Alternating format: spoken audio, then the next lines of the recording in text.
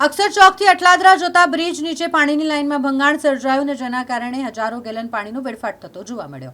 કોંગી કાર્યકર રાકેશ ઠાકોર દ્વારા આ મામલે તંત્ર સામે આક્રોશ ઠાલવવામાં આવ્યો છે અને તંત્રને સવાલો કરવામાં આવ્યા છે। જ્યારે એક તરફ ઉનાળાની ગરમી પડી રહી છે, ઘણા બધા એવા વિસ્તારો કે જ્યાં પાણીની સમસ્યા છે અને બીજી તરફ આ રીતે પાણીનો વેડફાટ થઈ રહ્યો છે। વારંવાર આ પ્રકારના અહેવાલ સામે આવે છે કે જ્યાં રસ્તા પર પાણીની લાઇનમાં લીકેજ થતું હોય અને પીવાનું ચોખ્ખું પાણી ગટરમાં વહી રહ્યું હોય અને જ્યાં તંત્ર વહેલામાં વહેલી તકે ન પહોંચીને હજારો ગેલન પાણી બસ વેડફાઈ રહ્યું હોય તેવા જ દ્રશ્યો અહીંયા પણ સામે આવ્યા। અક્ષર ચોકથી અટલાદરા જતા બ્રિજની નીચે જે પાણીની લાઇન હતી તેમાં ભંગાણ સર્જાયું અને જેના કારણે પાણી વેડફાઈ રહ્યું છે।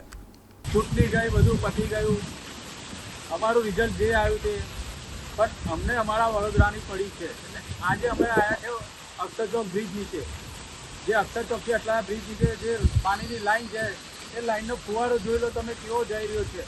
વેડફાટ થઈ એ કોઈ જોવાનું નથી। જે બી લાગતા વળગતા અધિકારી હોય એમને કહેવા માગું છું કે વહેલી તકે આવે અને આ લાઈનનું સમારકામ કરી અને જનતાને પીવાનું પાણી ઉનાળામાં કકડાટ છે, ટેન્કર રાસ્તો ચાલુ થઈ ગયું છે, આ પાણીનો વેડફાટ થઈ રહ્યો છે એને વહેલી તકે આવીને બંધ કરે અને લોકોના ઘર સુધી પાણી પહોંચાડે।